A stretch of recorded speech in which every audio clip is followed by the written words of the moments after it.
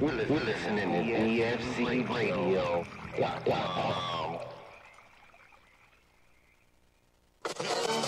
Oh, hey there, gentle listeners. This is your buddy, Herb the Wizard, and I'll be ready in just a minute. Just let me find it on the dial. HR Pop and Step, who's your friend when things get rough? HR Pop and Step, can't do a little 'cause he can't do enough.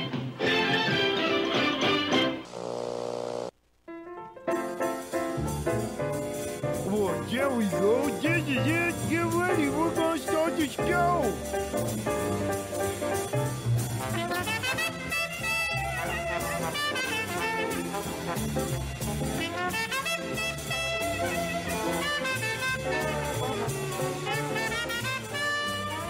Well, hey there, everybody, and this is your pal, Herb the Wizard.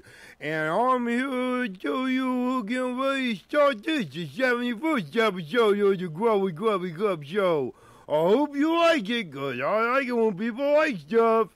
And now it's time to listen to a little bit of the wonderful and delightful Kelly Erickson, currently playing with Teaser. Got some seeds to grow, he'll keep you in the know. Variety to claim, so baby, what's his name? He's a man to know. He'll make your garden grow. Grubby Cup's his name. He's the man who make a change.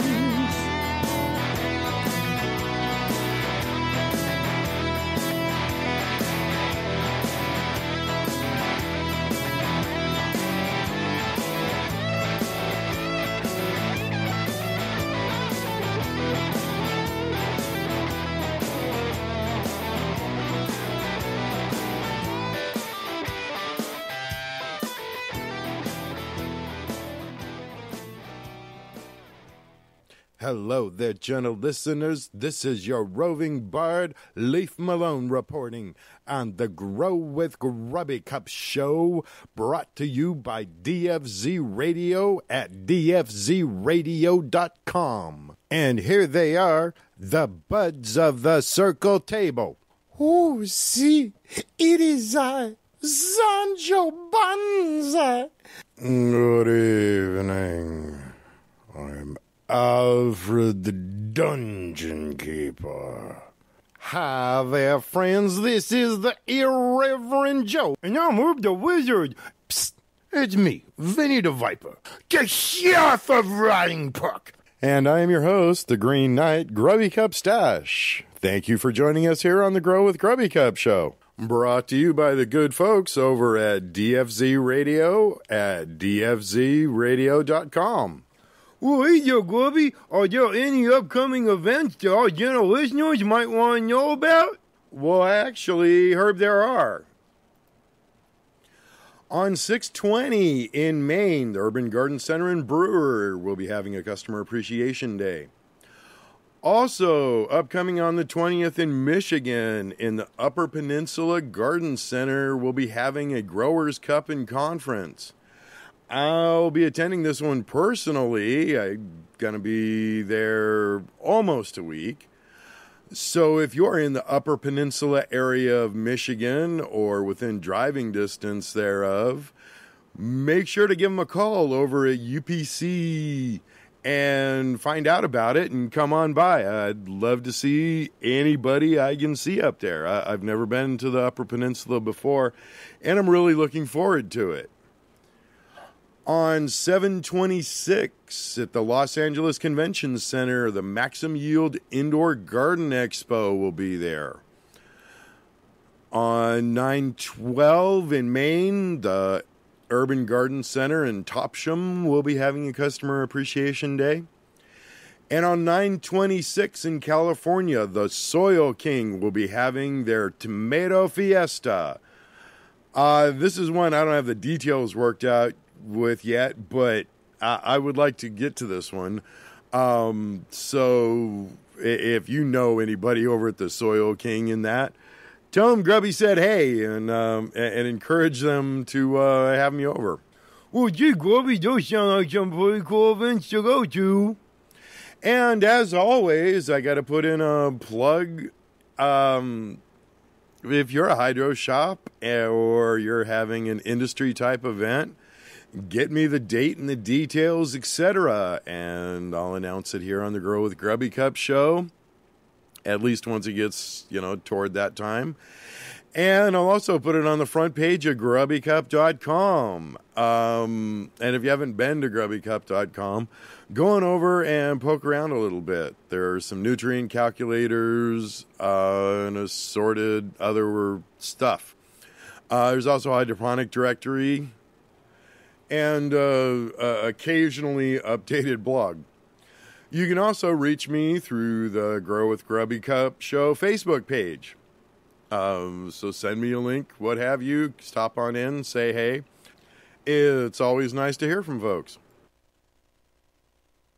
Hello there, Mr. and Mrs. Generator and all the ships at sea. Now it's time for...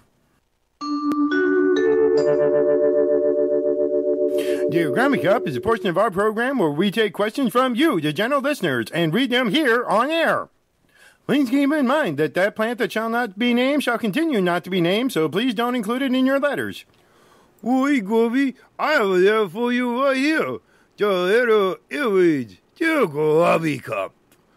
Is there anything special I should know about mixing up nutrients, as I am a new grower with not much experience? And it's signed, Nubile Newbie. Yeah. The mixing, especially if you're using a company nutrient, a pre-bottled commercial nutrient, really isn't that difficult to do. But here's a couple of tips anyway. So by commercial whatever you say, you mean something like Botanicare or one of those companies? Yeah, so something, that you buy in bottles or what have you, and you mix up yourself. Like the Kind or, whatever. Anyway, the water that, your starting water is going to have an impact on your finished product. As long as your tap water, what have you, I'm actually a fan of tap water where it's acceptable, and just test it, see what the pH is, and see what what your ppm's readings are for it. You want to shoot for, ideally it'd be 6.2 pH and a ppm of less than 175, 150 or so, and that depends on what the contaminant is, but as long as it's the usual calcium kind of thing, then that's kind of ideal. You can get away if the ppms are a little higher, as long as it's in the right ballpark, and the pH may be a bit off, but as long as it's like 5.5 to 7-ish, you can work with that, because you can adjust it afterwards if you need to. Well, gee, Grubby, your car makes sense. If you put in, bad ingredients in a potion, then you come up with a bad potion. And if you put in good ingredients, then the chances you having a good potion are a lot better. Yeah, it's kind of like that, And ideally, when you're taking your measurements, the pH meter or the ppm meters in that are somewhat influenced by temperature, because they use electrical conductivity or EC. And so ideally, when you take your measurements, you want the solution to be of the same temperature that it's actually going to be used in. So it's normal operating temperature, so to speak. Well, it kind of makes sense, Grubby, because if you were trying to test it, you wouldn't want it like frozen or something, because then you can't put the meter in, and because there'd be a block of ice, and then that wouldn't work at all. And I don't think the plants are like that very much either. Okay, yeah. Don't freeze your nutrient solution. Something else that you should keep in mind is that if you have, a 2-part solution or a 3-part, where you're adding, say, a grow or a base and a bloom, what you want to do is you want to mix in the first bottle, so your base or whatever, and mix that in, and then add the bloom or whatever the grow or whatever the other bottle is that you're going to use.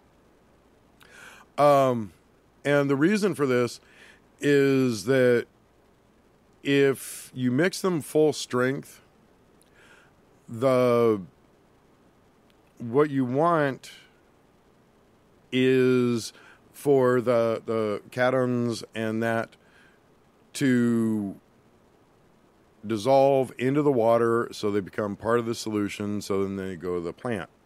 They're available to the plant.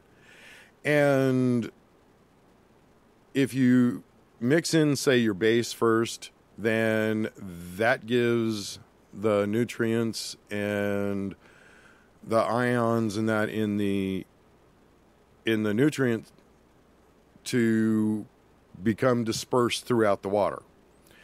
And then when you add the second one, it has a chance to get dispersed through the water and become diluted. And the reason that it's important to do it this way is that if you just mix the full strength, say the base and the grow or the base and the bloom together, what'll happen is that the anion and cation from the different bottles can bond to each other instead. And where this becomes a problem is they'll bond together, and in some cases they'll create an insoluble salt, which basically means that they'll crystallize and they'll fall to the bottom of the container and they won't be available to the plant because they'll have bonded to each other instead of being, buffered by the solution until they get a chance to connect to something we want them to connect to, which are things like the particles around the root system. So, again, that's why it's important to mix in bottle number 1 into the solution and then mix in bottle number 2. You never want to mix bottle 1 and 2 together full strength. Again, because what can happen is that you can make insoluble salts that way that will fall out of the solution, which basically means it was a waste to try to add whatever got tied up.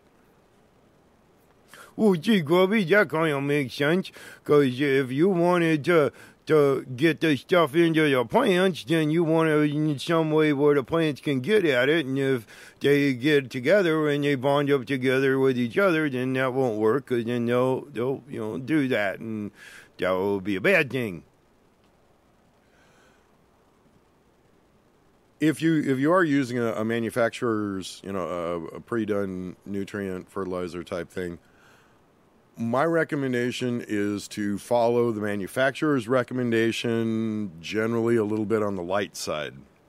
So if you're going to fudge a little to start with, fudge a little bit on the light side until you get used to how that that fertilizer is going to perform and what it's going to do before you start, bumping that up. That way, it minimizes the risk of you burning your plants. And in that, you can still burn the plants with organics, but it's a lot easier to do it with synthetics. So if you're using an organic supplement, an organic nutrient, usually, not always, but usually you can push that up a little closer to the high side and still be safe. With a synthetic, if you get too aggressive with that, you can hurt yourself with it quick. Well, gee, Grubby, that kind of makes sense. It's kind of going to make chili. If you put in too much chili, then it's too hot. But, and some people won't like it because it's too hot. So if you're going to be making for a bunch of people and you're not sure how they're going to react, then you should probably do it a little bit on the mild side than on the hot side, because if it's mild, it's just a little boring, and if it's too hot, then it's unpleasant to eat. And since we're talking about kind of similar, I just want to touch real briefly on EC, or electrical conductivity. And it's pretty much just what it sounds like. It's how well does a solution conduct electricity. Pure, unadulterated water doesn't conduct electricity on its own. However, once you add a salt to it, then that acts as a contaminant, and then it will conduct electricity. And the more salt it has in it, up to a point, the better it conducts electricity. So basically, by knowing how conductive the water is, that can give an estimate of how many salts are in the solution. And the more salts are in the solution, the the more nutrients can be inferred to be in the solution. Assuming that what you added were, fertilizing salts. And this tends to be a lot more precise and useful if you're using a synthetic. Just because a lot of synthetics use salts which behave in this fashion. And as far as the, ppm meter, or a TDS meter, most of all the meters work off of that same electrical conductivity principle. And what it'll do is then it'll take that EC number and it'll either convert it to ppm, and be careful because there's more than one standard on how to do that, to give you a ppm reading. Not to be confused with when you're doing the math behind it and you're calculating the ppms, which is a much more exact and precise number. We're getting ready to go to the break, so I won't get into how they work. But a pH meter works on a different, uses a different principle to determine how acidic or how alkaline the solution is. And one of the things you want to keep in mind is that it's logarithmic. So every number that it's away from is a factor of 10. So, for example, from even, or from neutral, which is 7, the distance between 7 and 9 is a lot larger than the difference between 7 and 8. Basically, because if you sort it out and you wrote them out as 10s, each is a factor of 10 bigger than the last one. And now for a few words from our sponsors. The Grow with Grubby Cup show is brought to you in part by Upper Peninsula Garden Center in the Upper Peninsula of Michigan. Coming up on the 20th is going to be the UPGC Cup and Conference, and I will be in attendance. contact the Upper Peninsula Garden Center in Michigan for details. You're listening to the Grow with Grubby Cup show. I'm your host, Grubby Cup Stash. You're listening to us on dfzradio.com.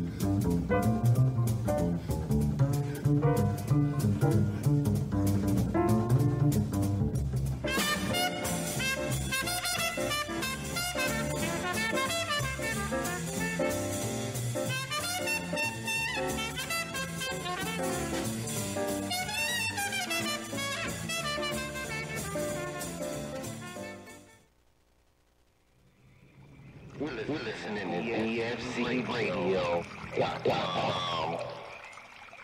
Well, hey there, everybody, and this is your pal, the Wizard, and I'm here to remind you that the Heavy Tea Grow Show is on Wednesdays at 6 p.m. Pacific Standard Time. The Beer 30 Show is on Mondays at 5:30. On Tuesdays, it's a twofer. You get a Girl in a Garden at 5 p.m. and Grow with Grubby Cup Show at 6. Make sure to tune in to DFZ Radio for all your bizarre, weird, and odd programming. Botanicare is proud to introduce a revolutionary 3-part nutrient system that is the culmination of over 15 years of research and development. The Kind Plant Nutrient System. Designed by leading plant physiologists, this is the most versatile, effective, yet easy-to-use plant nutrient system ever created. It all starts with Kind Base. Kind Base contains nitrogen and calcium, but no trace minerals, magnesium, or sulfur. By placing those nutrients in the Grow and Bloom formulas, you have greater control over how your plants grow in your medium of choice. Using coco coir or RO water, just add more base to increase calcium levels. Growing in clay pebbles or rock wool, then just reduce the amount of base to ensure the proper calcium level. It's that easy. Kind Grow contains trace minerals and a proprietary blend of all natural ingredients to help maximize root growth, reduce internodal spacing, and create a lush canopy. Kind Bloom was formulated with the optimum phosphorus to potassium ratio. Your plants will have healthy branch and stalk development, accelerated flower set, and increased yields. Kind Bloom also contains magnesium to help improve photosynthetic efficiency, which is critical in accelerated growth environments. To put it more simply, Botanicare's Kind Nutrient System is the only nutrient system that is fully customizable to your kind of plants and medium. Botanicare Kind Base, Grow, and Bloom. Fully customizable. Any plant, any medium. For more information, go to botanicare.com. Botanicare Kind. Make it your kind.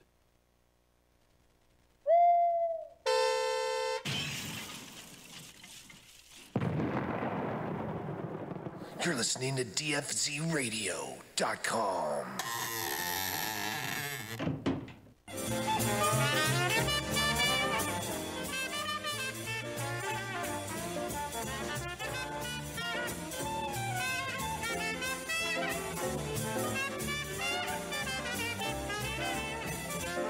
Welcome back. You're listening to the Grow with Grubby Cup show. I'm your host, Grubby Cup Stash. You're listening to us on the DFZ Radio Network at dfzradio.com. Hello, gentle listeners and all the ships at sea. This is your wandering bard, Leaf Malone, and now it's time for Meals and Munchies. Well, gee whiz, your Grubby Cup, I'm feeling kind of hungry. So what are we making today? Well, today we're just going to do a real quick and easy one.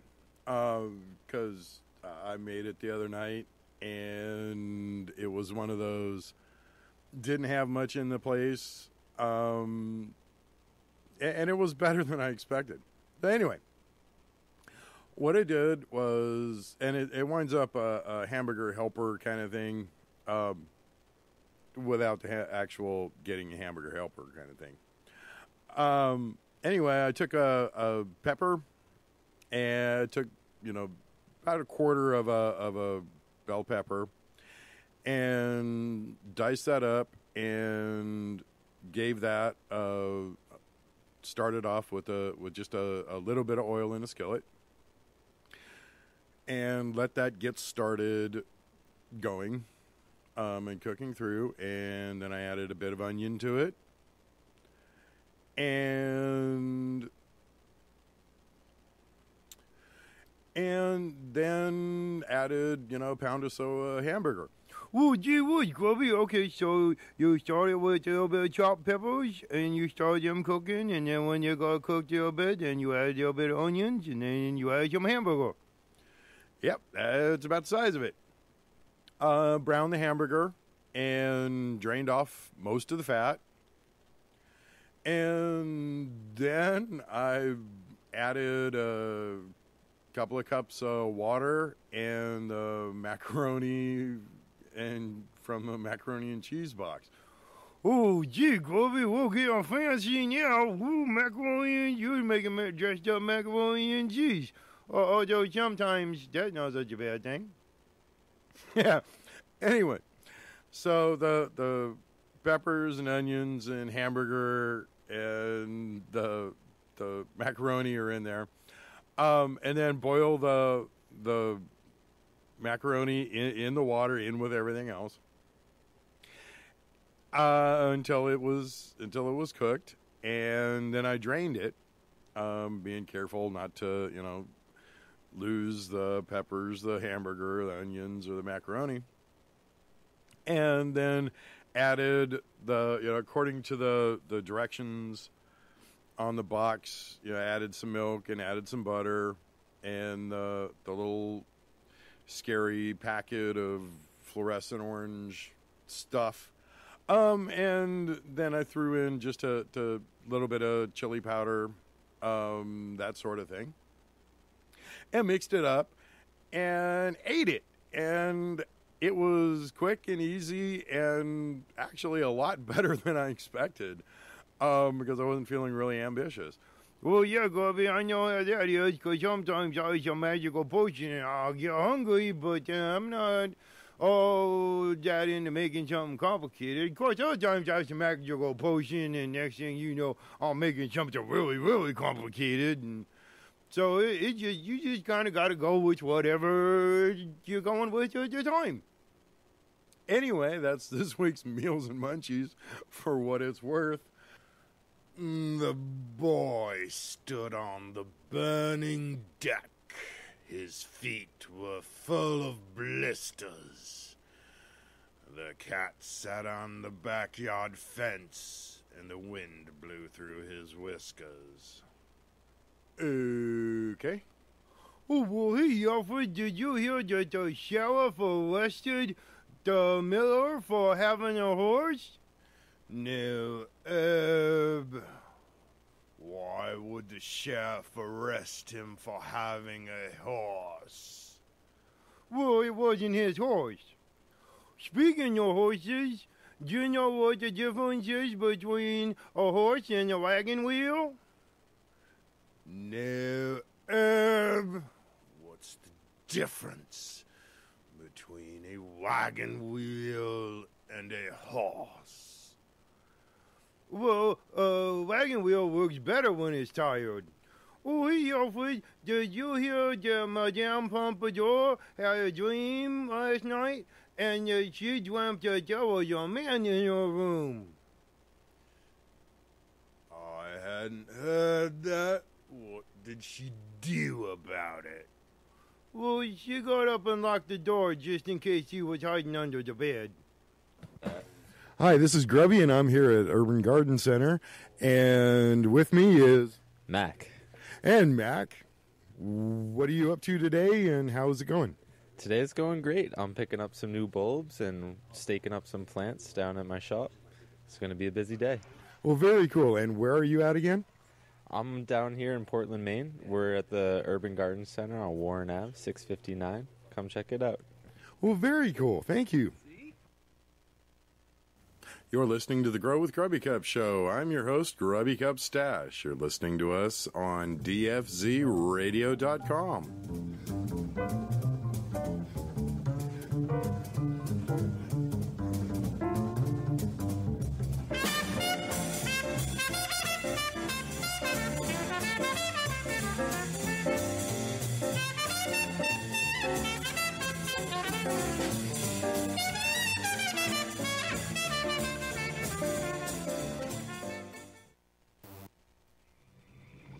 We're listening to DFCRadio.com. Hi, and welcome to Non-Specific Hydro. Yeah, hey, I have a buddy of mine that was telling me about a great additive. Okay, do you remember the name? Yeah, his name's Steve. He's a good buddy. No, the product. No, he told me it was a super concentrated organic enhancer. Comes in a yellow bottle. Well, it sounds like he's talking about Floralicious Plus from General Hydroponics. I don't think that was the name, but he also told me it was a vegan bioplant stimulator that contained vitamins, plant sugars, amino acids, seaweed extract. Yeah, that would be General Hydroponics Floralicious Plus. I don't think that's it, man. He told me it was something like Dora Vicious Flush or something, and he said it was like an organic supplement that could also be used in vegging or flowering, and that was compatible with hydro soil and cocoa. Yes, that would be General Hydroponics Floralicious Plus. Oh, hey, man. I just remembered what it's called. It's Floralicious Plus. Oh, good. I was drawing a blank. Floralicious Plus from General Hydroponics. Ask for it by name. Well, hey there, everybody, and this is your pal, the Wizard, and I'm here to remind you that the Heavy Tea Grow Show is on Wednesdays at 6 p.m. Pacific Standard Time. The Beer 30 Show is on Mondays at 5:30. On Tuesdays, it's a twofer. You get a Girl in a Garden at 5 p.m. and Grow with Grubby Cup Show at 6. Make sure to tune in to DFZ Radio for all your bizarre, weird, and odd programming. We're listening to DFCRadio.com.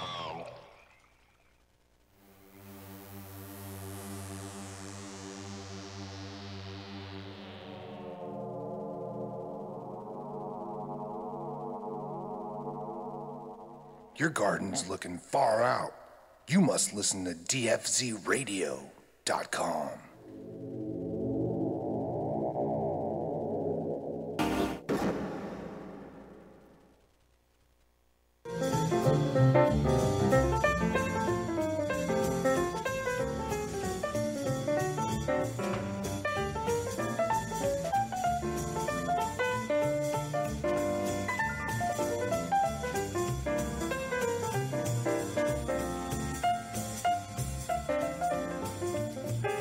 Welcome back. You're listening to the Grow with Grubby Cup show. I'm your host, Grubby Cup Stash, and you're listening to us on DFZRadio.com. This is your wandering bird, Leaf Malone, and it's time for this week's Moment of Meditation. Sit back, relax, let the worries of the day float from your body, and in with the good air. Hold it for a moment, and out with the bad air. As you exhale, feel your body relax. Feel yourself becoming more at ease. And in with the good air. And out with the bad air.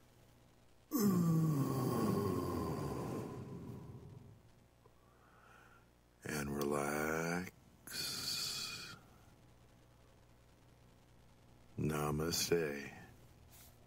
This is Leaf Malone, your wandering bard, and now it's time for Meals and Munchies. Oh boy, there, Grubby Cup, you said we were going to do something sort of like a magical potion today, and that makes me really excited. What are we doing today?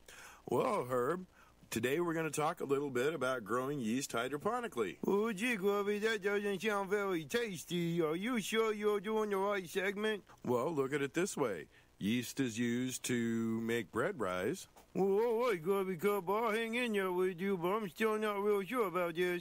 Well, to start with, what yeast is it is a small little fungus, and it likes sugar, and so it eats sugar, and it excretes or expels, however you want to couch it. It poos carbon dioxide and alcohol. Oh, Grubby, so you mean that the sugar goes in one end and carbon dioxide and alcohol come out the other end? Well, they aren't quite one end and the other, but yeah, that's the right basic idea. Well, that sounds like a handy critter to have around. It can be. For example, in baking, the yeast will eat sugar that's included in the bread dough, and it will give off carbon dioxide, which will make the bread rise. Yeah, I had that reaction one time when I ate a little too much split pea soup. I was in a small room, and I filled that room up with gas pretty quick. Same basic idea. All right, Grubby couple, that makes sense with the bread and that, but now what are you talking about with the hydroponics? Well, one way that you can grow yeast is in a nutrient solution. So you're going to take something, like water, and then you're going to add some sort of sugar to it, and then you're going to add the yeast to it. And what will happen is that the yeast will eat the sugar, and it will give off carbon dioxide and alcohol. And then once that process is as far as you want to take it, you can collect the nutrient solution, get rid of the yeast, and you have either a carbonated or an alcoholic or both beverage. Oh, really? That's all right. That could be nice. Could you give some example? Sure thing, Herb. But first of all, I want to make clear that I'm simplifying the process. If you're actually going to try it, make sure that you look up from a reputable source how to keep things properly clean and the exact methods and things to use. I'm just going to kind of give a brief overview. If you're actually going to do this at home, you should probably do a little bit more research first. To start with, to make a simple soda pop, for example, you can make a ginger ale.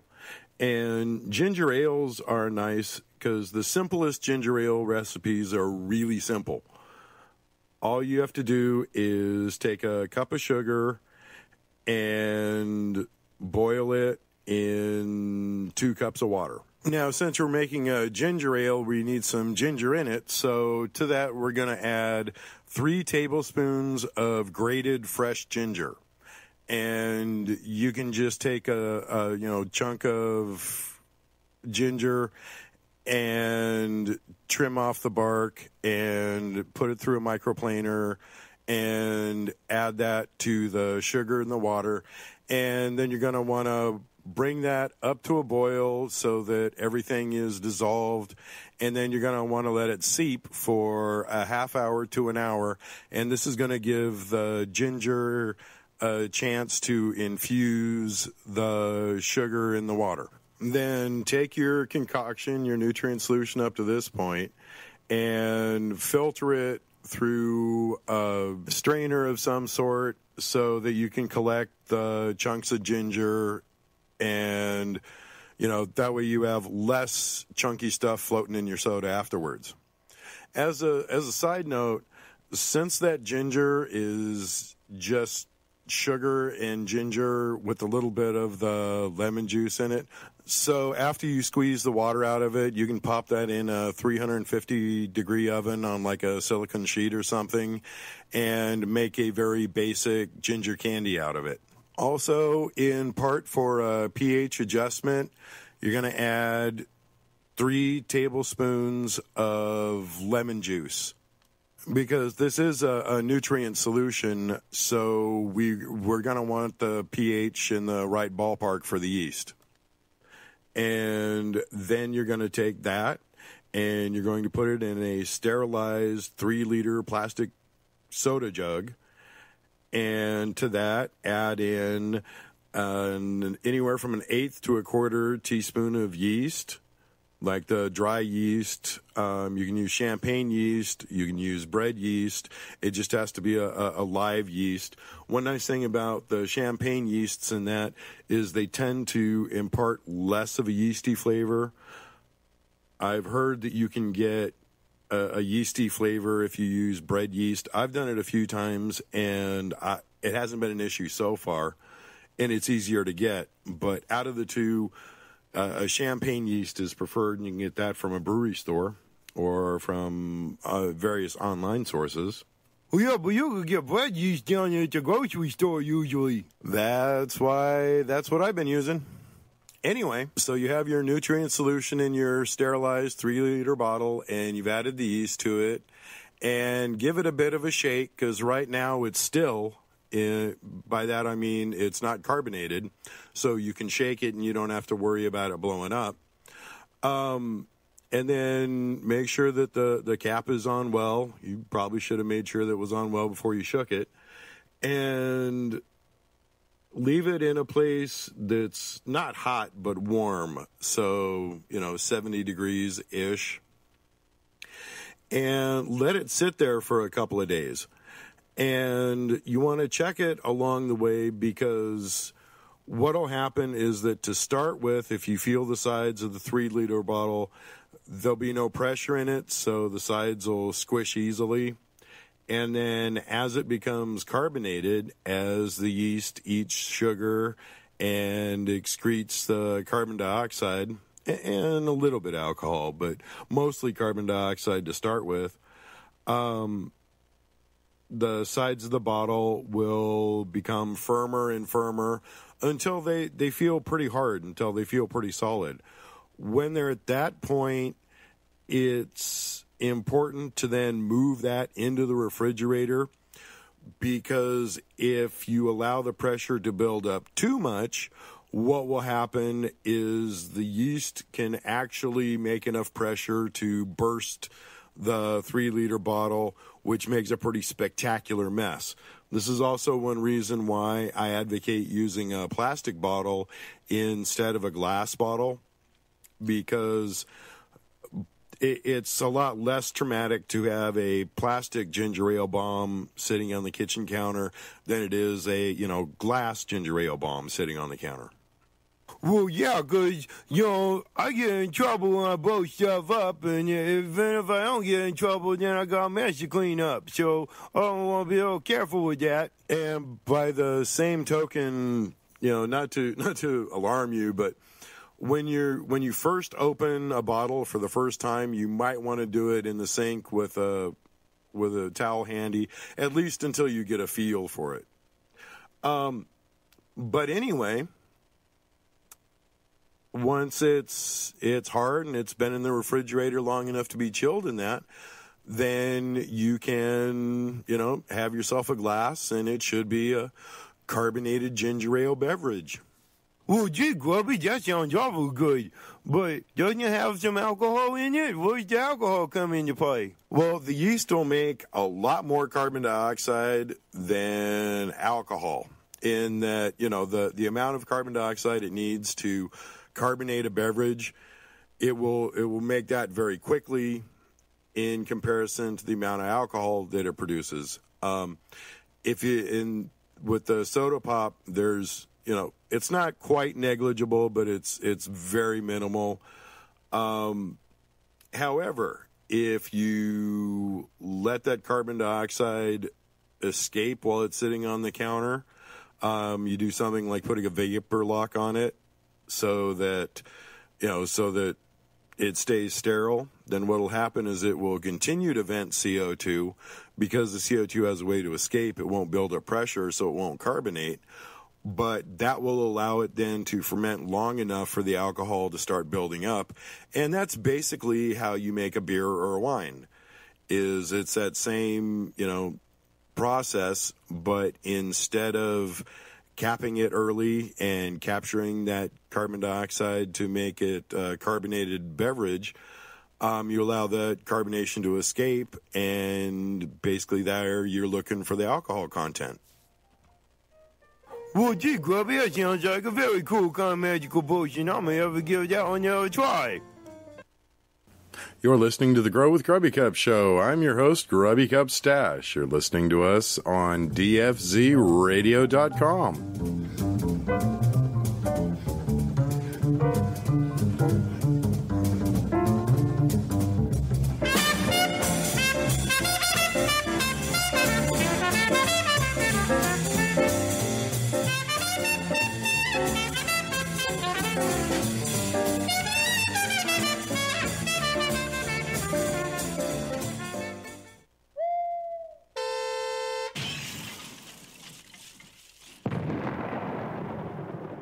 You're listening to DFZRadio.com.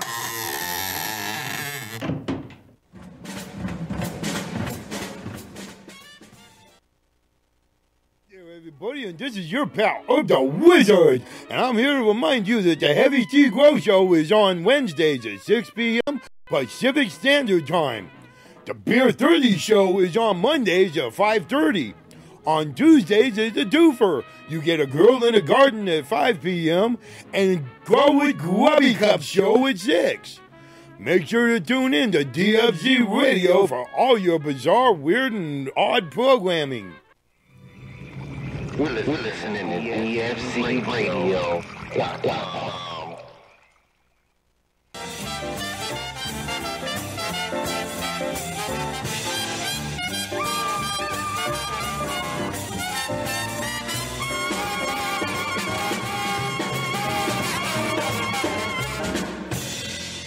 Welcome back. You're listening to the Grow with Grubby Cup Show. I'm your host, Grubby Cup Stash. You're listening to us on the DFZ Radio Network at dfzradio.com. Oh, Senor Grubby Cup, I have a letter for you. All right, Sancho, what's the letter say?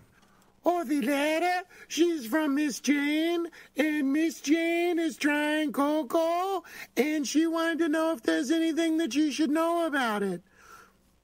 Well, Jane, when switching from soil to cocoa, there's a few things to keep in mind.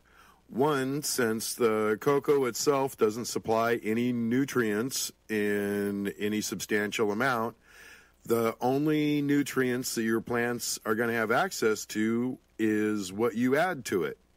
This is part of why soilless and hydroponic systems are a little bit less forgiving than a regular soil media, which usually has enough organic material in that to at least supply some nutrition to the plant, which is why it's more important to fertilize appropriately in a soilless or a hydroponic setup than it is if you're using a more traditional, soil organic mix. Ooh, see, I see. It only has what you put in it. That's right, Sancho. One of the things particular to cocoa is that without getting too much into the chemistry of it, when the cocoa is fresh and it's new, it has the ability to absorb and bind up calcium and magnesium. This is because initially cocoa has a lot of places for calcium and magnesium to bind to. Now, the good news is the way that it does this, it makes it work kind of like a sponge in that it will absorb a certain amount of calcium and magnesium, and once it reaches its saturation point, then the calcium and magnesium that's added after that will be available or more readily available to the plant. Ooh, see, I see. Now, a common way to correct this is to, when you're first using it in the first few weeks is to give it some additional calcium and magnesium, often in the form of something like Cali Magic or CalMag or, any of the calcium magnesium supplements. Oh, I see. So with the cocoa, you add a little calcium and you add a little magnesium until it's all filled it up. And then it's good. In nutrient formulas that are designed for cocoa, take a look at which one you're using, because quite often they will have elevated levels of calcium and magnesium in them already, and you don't want to overdo it. So just like with nitrogen or any of the other nutrients, you want to make sure that the plant has enough, but you don't want to you don't want to overwhelm it. You don't want to overdose it. Speaking of which, I'd like to remind you that underfeeding is a smaller error than overfeeding, because in general, as long as you feed it, enough to where it's not going to show nutrient deficiencies, then what'll happen is if it is slightly underfed, what have you, it will slightly underperform. If you overdose the plant, if you feed it too much, what can happen is you'll get what's called a nutrient burn. And this can be detrimental to the plant, and you can kill a plant that way, or at least really tick it off. Oh, see, it is better to err on the side of caution. Another thing that you'll find with cocoa is that its moisture requirements are a little bit different than what you may be used to if you've been growing in soil. But overall, if you kind of think of it as, old soil that's had all the nutrients and that leached out of it, so that it only has what you give it, that'll put you in about the right mindset for it. Growing in a soilless media or a cocoa media is very similar to a regular soil type experience, unless you're using it in as part of a more elaborate or complicated hydroponic system. If you just have your mix of cocoa and perlite or straight cocoa, whatever it is that you're using, you can hand water it and feed it and pretty much treat it like any other potted plant. Ooh, see, I see. Well, thank you for your letter, Miss Jane, and I hope that helped out a little bit. A special mention to No-Yo Farms. They made some soil cubes with Grubby Cup spotting mix and started their vegetable seeds in it. They were nice enough to post a very nice photo of their sprouted little seedlings, and you can find it on the Grow with Grubby Cup Facebook page or the No-Yo Farms Facebook page. Give them both a like if you would, please. Ask for Grubby Cup spotting mix at your local hydroponic shop. Psst. Psst. Hey, you. Yeah, you listening to the radio thing there. This is me, Vinny the Viper. And I just want to make sure that you take this opportunity to make sure that all safety protocols are in place. Because, we don't like people being too unsafe. It's unsafe. So make sure that you unwind properly, that all your safety protocols are in place, and that you are well prepared to partake of the entertainment here. Thank you very much. This has been Vinny the Viper, and this message has been brought to you by the La Mancha Safety Council. Well, that's all the time we have for this week. Thank you once again for tuning in. This has been your host, Grubby Cup Stash. You've been listening to us on dfzradio.com. Until next week, I wish you and yours peace, love, and puka shells. You got some seeds to grow, he'll keep you in the know. Variety to claim, so baby, what's his name? He's the man to know. He'll make your garden grow. Grubby Cup's his name. He's the man who'll make a change.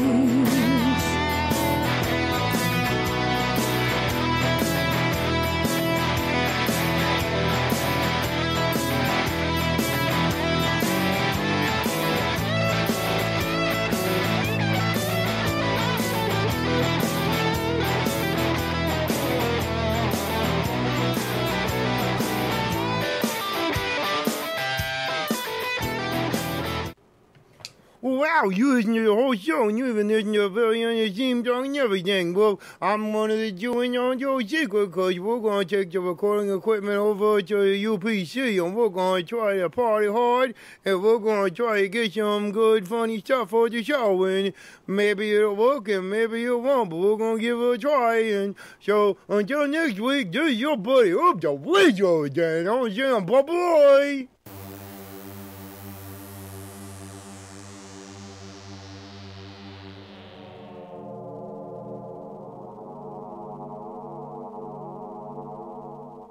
Your garden's looking far out. You must listen to DFZRadio.com.